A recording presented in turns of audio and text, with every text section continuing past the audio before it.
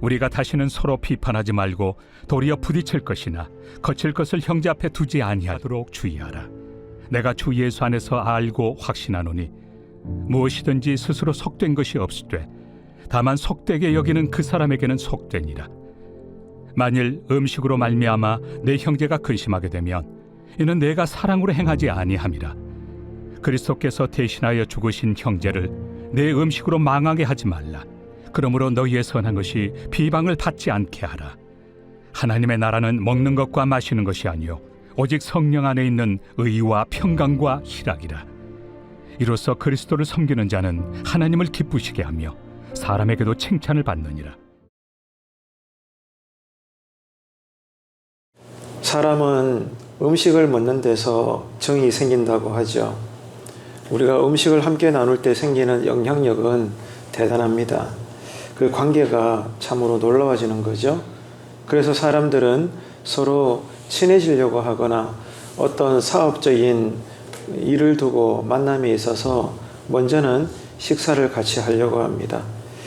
자, 이것은 기독교 신앙도 마찬가지입니다. 우리가 공동체로서 신앙을 이루면서 살아감에 있어서도 이 밥상 공동체는 아주 중요한 역할을 담당을 합니다.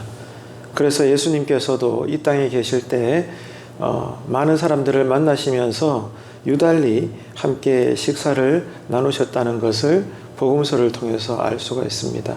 그래서 당시 사람들은 예수님을 이렇게 이야기했죠.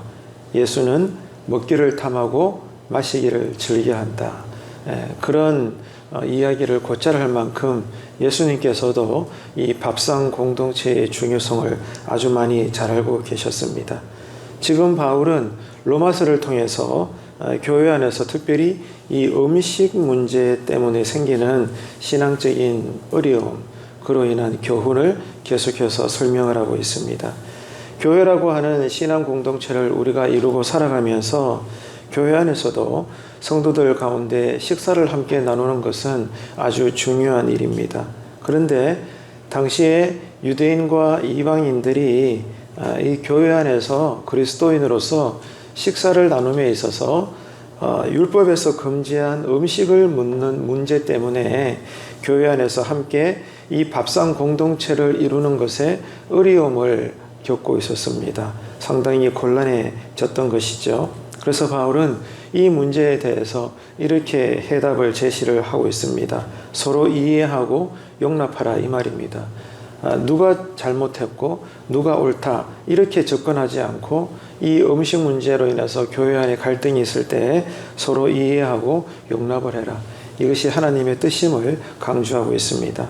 우리가 알고 있듯이 구약 성경 레위기 11장에 보게 되면 이스라엘 백성들이 먹을 수 있는 정한 음식과 먹어서는 안 되는 부정한 음식에 대해서 규정을 하고 있습니다. 하지만 이방인 그리스도인의 입장에서 어릴 적부터 먹어왔던, 예를 들면 돼지고기 같은 이 음식이 율법을 따라서 이 초대교회 때 여전히 부정하다고 금지되게 되면 이방인 그리스도인들은 교회 안에서 신앙생활 하기가 그 자체가 상당히 어려운 일이 되고 마는 것입니다. 예를 들면 누군가 늦은 나이에 교회에 나와서 예수를 믿게 되었는데 교회 안에 주변 성도님들이 다짜고짜로 당장 술이나 담배를 끊으라고 그 초신사에게 강요를 하게 된다면 그 초신자는 교회 생활이 잘 되겠습니까? 상당히 어려워지게 되고 마음의 시험을 받게 될 가능성이 크죠. 어렵게 교회 나왔는데 그만 얼마 나오지 않아서 교회를 떠나버리게 될 그런 경우들도 쉽게 생기게 되는 것입니다.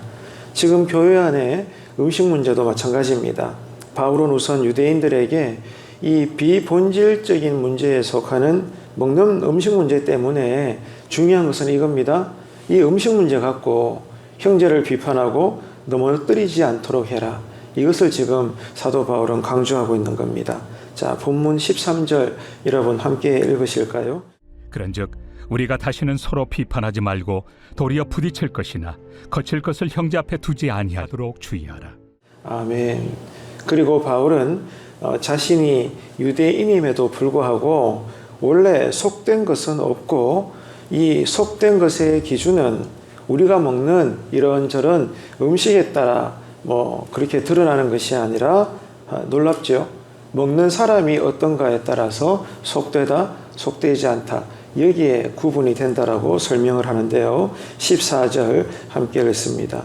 내가 주 예수 안에서 알고 확신하노니 무엇이든지 스스로 속된 것이 없으되 다만 속되게 여기는 그 사람에게는 속되니라. 아멘. 자, 이렇게 기록되고 있죠.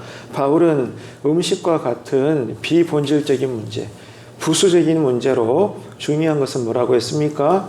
형제를 넘어뜨리게 된다면 결과적으로는 그렇게 옳다고 주장하고 행동함으로 그 말이 틀린 건 아니에요. 옳은 것을 말한 거예요. 하지만 그것 때문에 상대방 교회 안에 어떤 누군가가 상처를 받고 신앙이 넘어지게 되고 신앙에서 멀어지게 되는 그런 뜻하지 않은 결과가 나오게 된다면 최종 결과가 뭐라는 거예요? 주님께서 가르쳐 주셨던 서로 사랑하고 행해라, 이 말씀을 위배하게 되는 거라는 겁니다. 지금 바울은 이렇게 설명을 하는 거죠.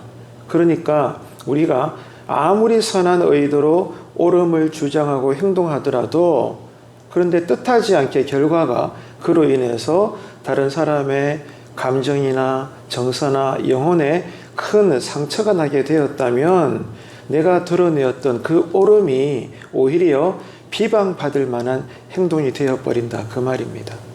지금 바울은 이것을 설명하고 있는 거예요. 자, 15절과 16절 함께 하겠습니다.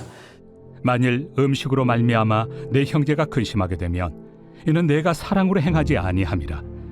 그리스도께서 대신하여 죽으신 형제를 내 음식으로 망하게 하지 말라. 그러므로 너희의 선한 것이 비방을 받지 않게 하라. 아멘. 이해가 되시죠? 그래서 우리가 교회에서 특별히 신앙생활할 때 나와 너 사이에 옳음을 말할 때가 있잖아요. 그런데 중요한 것은 이거더라고요. 내가 정말 그를 위하는가? 나는 정말 그를 사랑하는가? 나보다 그를 낮게 여기는가? 그 마음에서 일어나는 동기가 없다면 내가 하고 싶은 그 사람을 향한 옳은 말은 오히려 안 하는 것이 낫다는 거예요. 사랑이 나가지 않는 정의는 폭력입니다. 이것을 우리가 기억해야 되는 거예요. 옳은 말이에요. 바른 말입니다. 그런데 이것이 하나님으로부터 나오는 마음, 즉 이 사랑에 근거한 거룩한 말, 아름다운 말, 옳은 말이 아니라면 나의 옳은 말은 그 사람에게는 폭력이 된다는 거예요. 이것을 여러분 꼭 기억해라, 이 말입니다. 지금 사도 바울은 이런 맥락에서 비본질적인 신앙의 문제는 다투지 말라는 겁니다.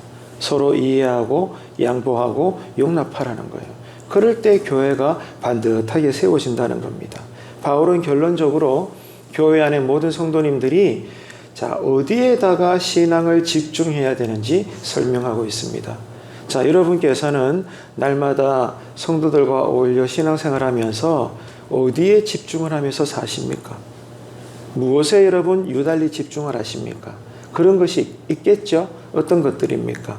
지금 바울은 우리가 어디에 신앙을 집중해야 되는지 설명을 하는데 그것은 교회가 먹고 마시는 문제에 붙들려 있지 말라는 거예요. 그러니까 신앙생활의 한 부분이긴 하지만 그것이 본질적인 신앙 행위이기도 하고 혹은 비본질적인 신앙의 행위일 수도 있잖아요. 그러니까 여러 가지 이 부차적인 문제, 비본질적인 문제에 대해서는 거기에 붙들려 있지 말고 중요한 것은 이겁니다. 성령 안에 있는 의와 평강과 희락의 문제에 집중하라는 거예요. 이게 하나님 보시기에 성숙한 믿음이라는 겁니다. 그런 것을 통해서 우리는 하나님을 기쁘시게 할 수 있고 더 나아가서는 사람들로부터 칭찬을 듣게 된다. 그래서 교회 밖의 사람들도 안 보는 것 같아도 다 보거든요. 교회 안의 신자들이 어떻게 어울려 사는가. 그런데 동네에 있는 아직 복음을 받아들이지 않는 교회 밖의 불신자들이 교회를 볼 때마다 믿는다 말은 우리가 교회 안에서 네가 옳다 내가 옳다 막 큰 소리 내고 갈등하는 모습을 보이고 얼굴을 붉히고 여러분 시끄러운 소리 내면 주변의 동네 사람들이 안 보는 것 같아도 안 듣는 것 같아도 다 듣고 본단 말입니다. 그러면은 복음의 문이 닫혀버리는 거예요. 아무리 우리가 거리 전도하고 관계 전도하려고 해도 니나 예수 잘 믿으세요. 이런 소리가 나오는 거예요. 지금 바울은 이런 말씀을 전하고 있는 것입니다. 정한 음식이나 부정한 음식의 이 구분을 중요하게 여겼던 유대인들에게는 당연하죠. 부정한 음식을 먹는 이방인 그리스도인들과 교회 안에서 밥상 공동체를 이룬다는 것은 유대인 그리스도인들에게는 정말로 힘든 일인 것은 당연한 것입니다. 하지만 바울의 지금 강조점은 뭐예요? 그럼에도 불구하고 그 문제를 극복하라는 거예요. 반드시 극복하라는 거예요. 그럴 때 교회가 한 몸을 이룰 수 있다는 겁니다. 그러므로 하나님을 기쁘시게 한다는 거죠. 신앙생활은요, 규정을 지키는 것이 아닙니다. 그럼 뭐가 중요하다는 거예요? 성령 안에서 의와 평강과 희락을 이룸으로써 하나님을 기쁘시게 해라. 이게 교회가 하나 되는 것이고 하나님의 뜻이라는 겁니다. 자, 17절, 18절 함께 읽겠습니다. 하나님의 나라는 먹는 것과 마시는 것이 아니요 오직 성령 안에 있는 의와 평강과 희락이라. 이로써 그리스도를 섬기는 자는 하나님을 기쁘시게 하며 사람에게도 칭찬을 받느니라. 아멘. 자, 분명히 이렇게 나오지 않습니까? 오늘 말씀을 여러분 기억합시다. 지금 내 신앙 안에는 이 비본적인 것들 때문에 어쩌면 성도 간에 어리석은 불편함이나 갈등이나 다툼이나 어려움은 없습니까? 한번 여러분 가만히 생각해 보세요. 지금 내 신앙 안에 무언가 교회를 향해서 성도들을 향해서 목회자를 향해서 서로가 서로 간에 불편함을 여기는 것들이 있을 수가 있잖아요. 그런데 그 불편하게 여기는 내용이 신앙에 우리가 생명을 바쳐서 사수해야 될 본질적인 문제입니까? 아니면 그럴 수도 있고 안 그럴 수도 있는 부차적인 문제, 비본질적인 갈등입니까? 지금 바울은 여기에 대해서 지금 설명을 하고 있는 거예요. 지금 우리는 어떤가 그 말입니다. 그러니까요, 나의 신앙을 지킨다는 것, 나의 신앙 지킴은 나 혼자만의 거룩함이나 만족함이 되어서는 안 되고 중요한 것은 이겁니다. 신앙 공동체 전체에 나의 이 가지는 행실을 통해서 전체적인 은혜로운 기쁨과 이런 평안함을 나도 내 안에서부터 주변 사람들에게 끼치고 있는가, 나타내고 있는가, 드러내고 있는가, 이것을 바울은 지금 확인해라 이 말입니다. 성령 안에서 나오는 의와 희락과 화평인 것이죠. 그럴 때 교회는 한 마음으로 평안함을 누리게 되고 그리스도를 통하여 든든히 세워져 나간다는 겁니다. 가정도 마찬가지예요. 교회도 마찬가지입니다. 그래서 오늘 또 우리가 이 말씀을 기억하고 이 하루가 우리가 살아가는 모든 삶의 자리에서 오직 주님 안에서 평안을 이루면서 너와 나 사이에 바르게 신앙의 공동체를 잘 세워나갈 수 있는, 그래서 하나님을 기쁘시게 하고 주변 사람들로부터는 우리가 사랑과 칭찬과 존경을 받을 수 있는 지금 여기에서부터 하나님 나라의 삶이 풍성하게 되시기를 주님의 이름으로 축원합니다. 기도하겠습니다. 참 좋으신 하나님 아버지, 은혜를 감사합니다. 우리의 신앙이라는 것이 그저 말씀의 규정을 문자적으로 지키는 것으로 다른 성도들을 판단하거나 정죄하는 미숙한 신앙이 되지 않게 하여 주옵소서. 무엇이 신앙의 본질이고 비본질인지 늘 말씀의 가르침을 우리가 잘 배워서 서로 참아주고 날마다 배려함으로써 의와 평강과 희락을 이루는 그런 성숙한 교회 생활 되게 하여 주옵소서.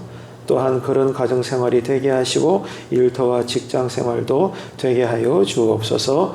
예수님의 이름으로 기도합니다. 아멘.